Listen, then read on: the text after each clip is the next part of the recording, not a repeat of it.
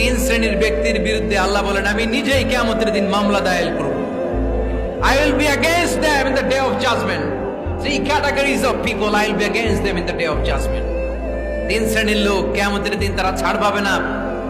আল্লাহ বলেন আমি নিজেই তাদের বিরুদ্ধে মামলা দায়ের করব। এর মধ্যে এক শ্রেণীর লোক হচ্ছে রাজুলুন ইস্তাআজারা জিরান ফাস্তাউফা মিনহু ওয়া লাম ইউতি আজরা।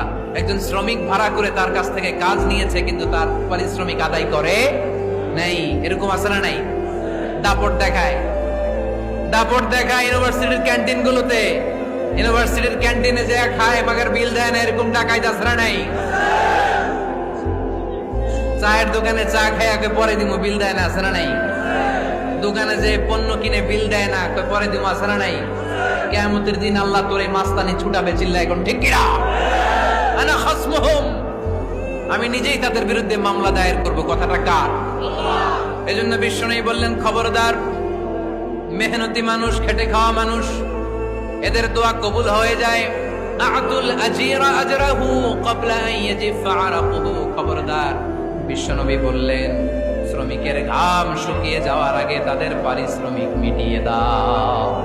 বিশ্বনবীর বিখ্যাত হাদিস, আতুল আজিরা আজরাহু ক্বাবলা আন ইয়াজিফা আরাকুহু, শ্রমিকের ঘাম মাটিতে লাগার আগে, শুকিয়ে যাওয়ার আগে তাদের পারিশ্রমিক মিটিয়ে দাও। কেননা তারা যদি বদদোয়া করে তোমার জীবনকে জাহান্নাম বানিয়ে দিবে কে?